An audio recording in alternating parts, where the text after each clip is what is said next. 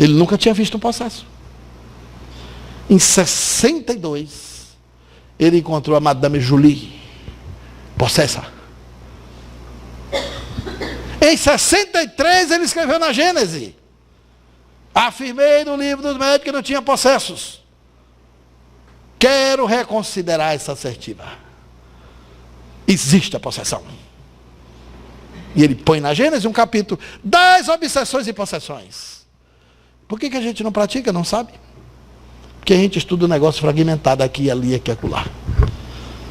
Vamos ver? Da obsessão. Vamos ver o que ele chama de obsessão física. As manifestações espontâneas nem sempre são limitadas a ruídos e pancadas. Degeneram. Por vezes em verdadeiro estardalhaço e em perturbações. Móveis e objetos diversos são derribados, projetos de toda sorte são atirados para fora e para dentro, portas e janelas são abertas e fechadas por mãos invisíveis, ladrilhos são quebrados, o que não se pode levar por conta da ilusão. Sua casa ficou mal assombrada e você está sendo vítima de uma obsessão física. Esse fenômeno comumente é chamado de poltergeist. Os poltergeists é obsessão física. Na classificação de Allan Kardec, capítulo 23, item 238 do livro dos médiuns.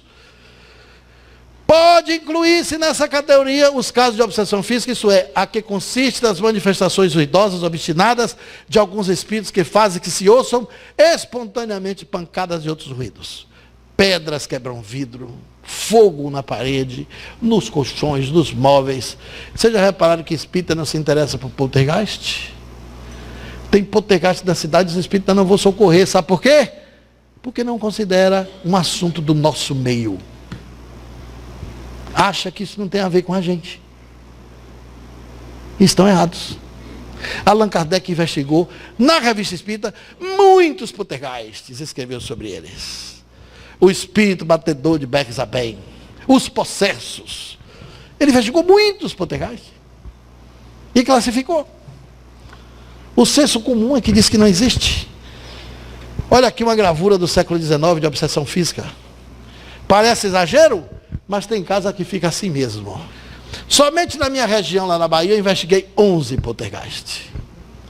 Famílias que perderam todos os utensílios, móveis e roupa. Iam cozinhar, na hora que o feijão estava prontinho, os espíritos transportavam a lagartixa para dentro do feijão. E a lagartixa naquela água fervendo, doida para sair. Os espíritos trocavam o ovo, tiravam a clara e a gema e botavam sangue de animal dentro do ovo, sem quebrar o ovo. Fenômenos incríveis acontecem no poltergeist. É sempre uma obsessão. Você vai dizer que isso é subjugação? É fascinação? É obsessão simples? Não. É obsessão física. Se afeta o espaço físico. Em no interior da Paraíba, teve um espírito que cortava as pessoas de navalha. Era uma navalha invisível. As pessoas saíram de lá para o hospital, levavam 6, 8, 10 pontos. Cortes profundos, afiadíssimos. Eu investiguei um poltergeist Euclides da Cunha que teve 16 vítimas. Uma mulher recebeu uma pedrada na cabeça, levou 22 pontos. Quase morreu. Teve que fazer transfusão. Foi salva por um jovem que deu uma carona na bicicleta.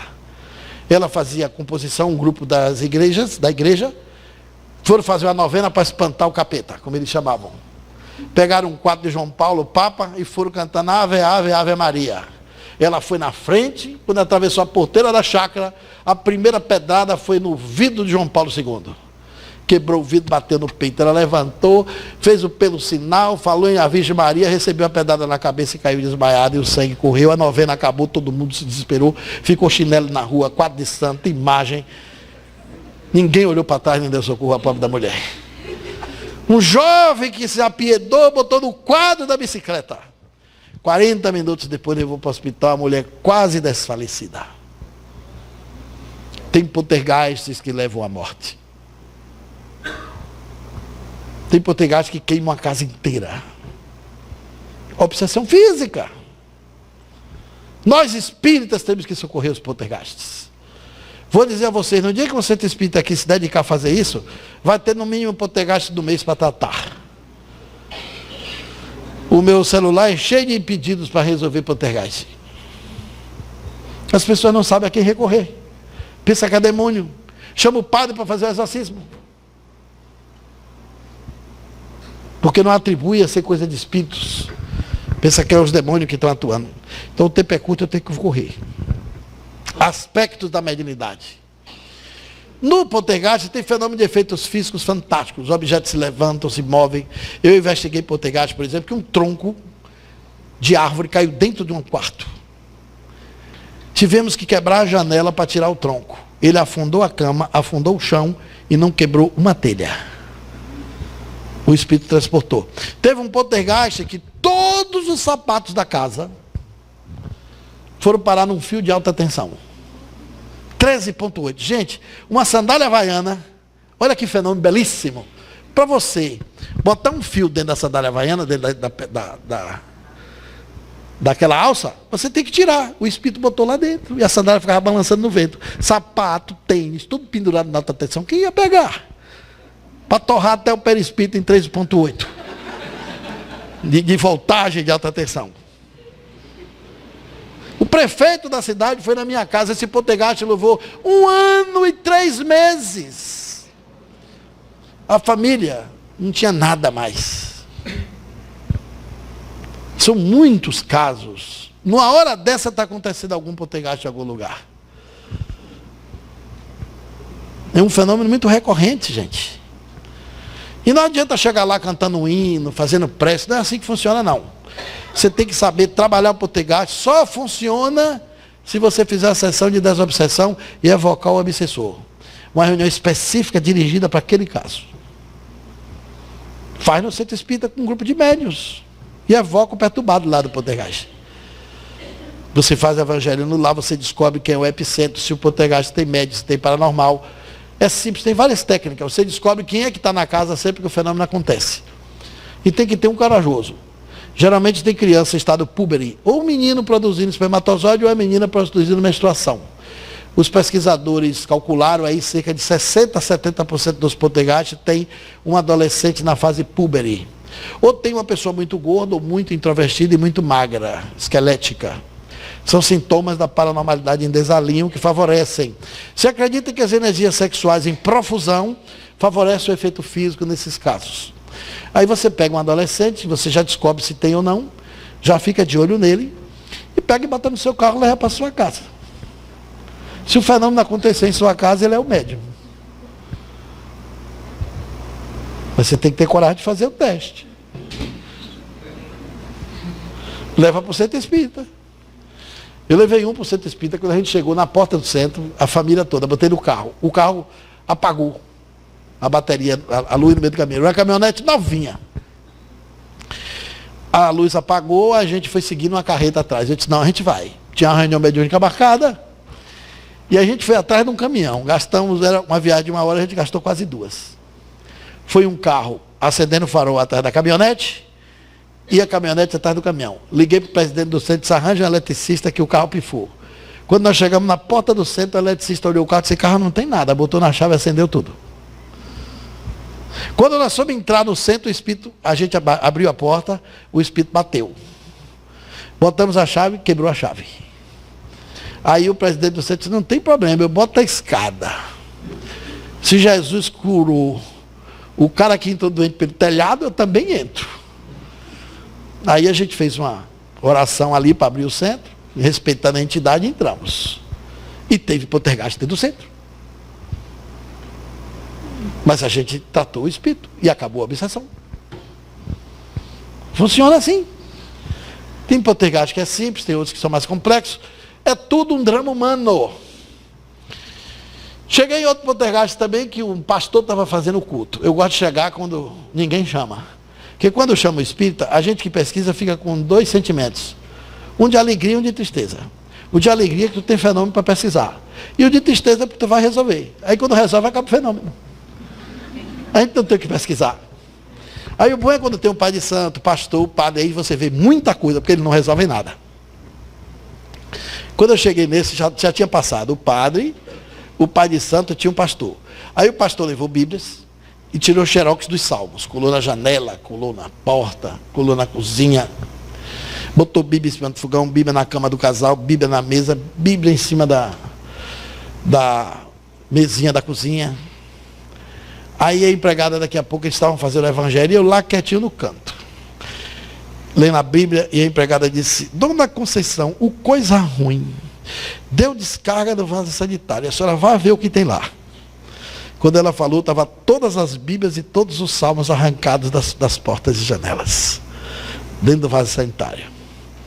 Aí o pastor disse: isso é um demônio muito forte, hein? Nós temos que levar o trabalho para a igreja. De repente aconteceu um fenômeno, vocês não vão acreditar. A fila do banheiro começou a ficar atacada. E todo mundo dançando twist na porta do banheiro.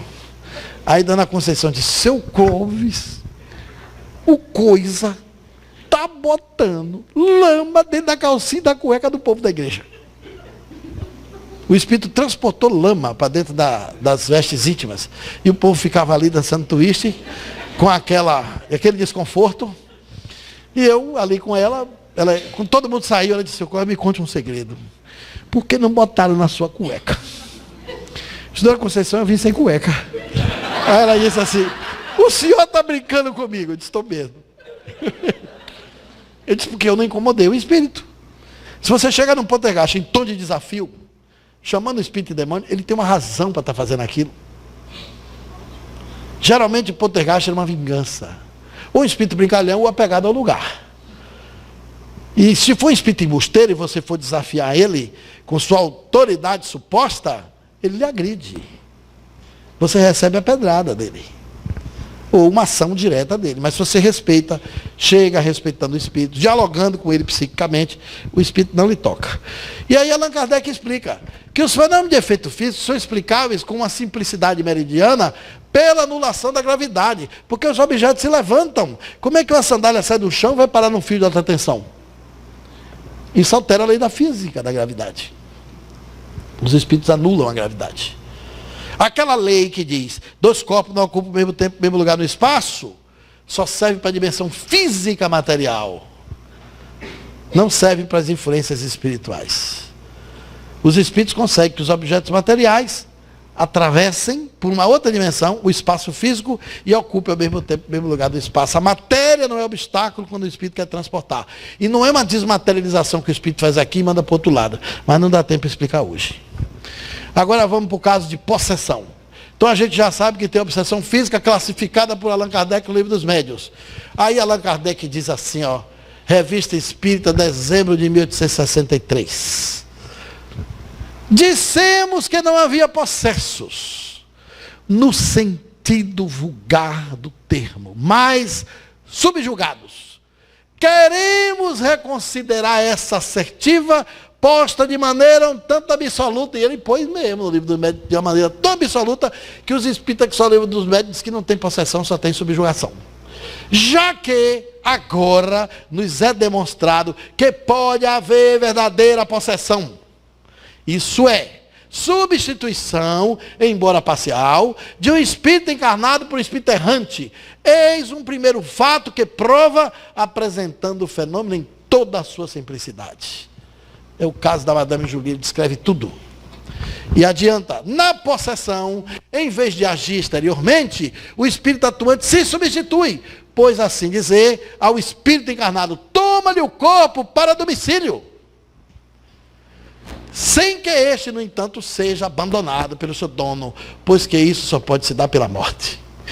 Mas o espírito toma posse do corpo. Vocês lembram do filme Exorcista? Foi baseado em fatos. Aquilo tudo existiu. Uma vez por ano, ao redor do mundo, morre alguém de exorcismo. O Vaticano tem padres treinados dentro do Vaticano para fazer exorcismo aos visitantes turistas. Porque tem muito médium lá que não sabe, de espíritos inimigos da igreja, que incorpora a gente dentro da igreja, produz fenômeno de efeito físico e quer atacar a igreja e os padres. Quando eu estava lá para filmar o Museu das Almas do Purgatório, nós entrevistamos um padre exorcista da igreja. Tem uma sala especial. Ele diz que é atendimento espiritual, mas é para exorcismo mesmo. Os padres são treinados. E ele me contou que uma jovem da Turquia, médium, sem saber que era médium, vomitou por ação espiritual, o espírito transportou pelo canal da boca da médium, uma pilha Duracell daquelas grandes.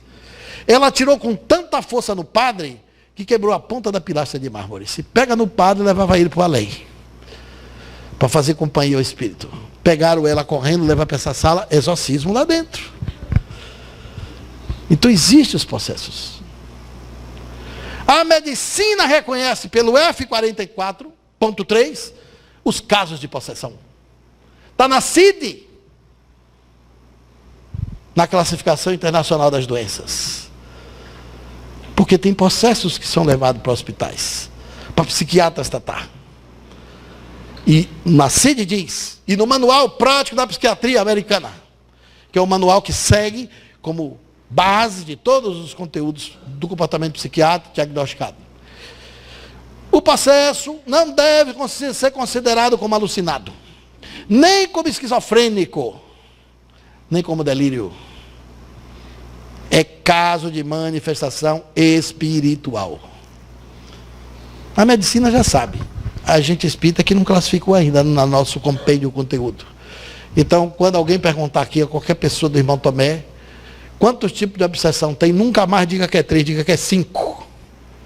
A obsessão física e a possessão também existe. Tem subjugação e possessão.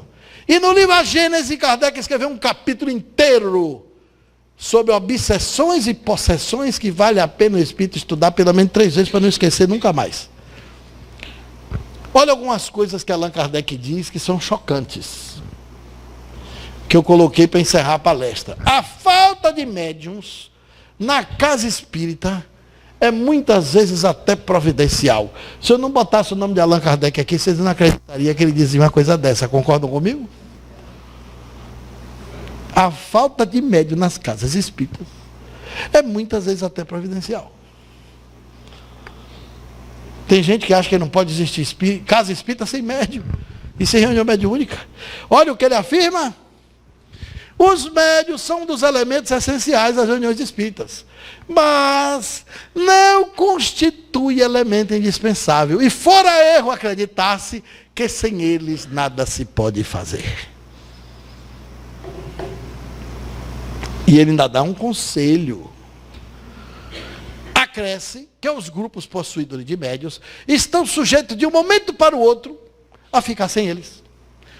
Os próprios espíritos costumam, de tempos em tempos, levá-los a essa situação a fim de lhes ensinarem a prescindir dos médiuns.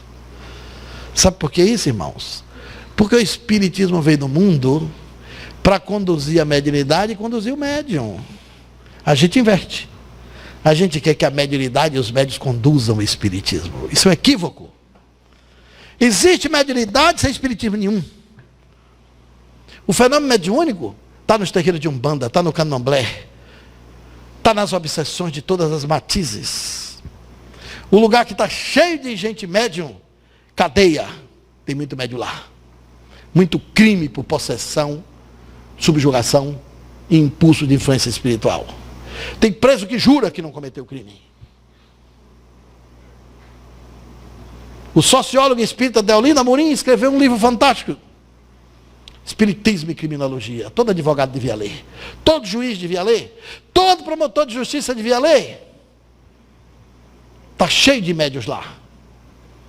Consultório de psiquiatra está lotado de médios lá. Um psiquiatra amigo meu disse: Clóvis, eu me tornei espírita por causa dos pacientes.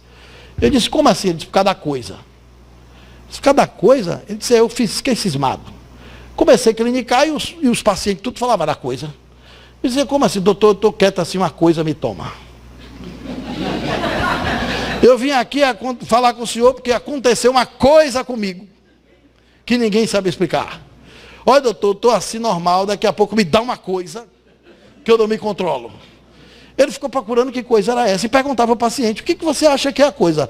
Eu não sei, doutor, mas que é uma coisa ruim é. Não é coisa boa. E ele foi procurando, e se encontrou no espiritismo a resposta da coisa. A coisa é influência oculta, que o perturbado não sabe o que é. As clínicas e manicômios do passado e do presente estão repletas de médiuns. e não são espíritas. As pessoas, um fenômeno mediúnico, já qualifica de espírita? Não. A mediunidade é de todas as épocas, de todos os tempos. Ser médium não é sinônimo de ser espírita. Nem todo médium é espírita, nem todo espírita é médium. Então, o que Allan Kardec quer dizer aqui é que o espiritismo ele é um corpo filosófico de doutrina. O espiritismo é uma ciência. É um conhecimento novo sobre o mundo.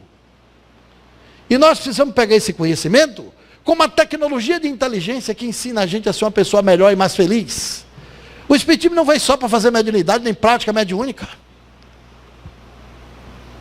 Não existe um centro espírita só para isso. O centro espírita tem que ser uma escola transformadora de pensamentos e transformadora de gente. Mediunidade é um detalhe inserido nisso. Por isso que essa ideia de centro como templo não é correta.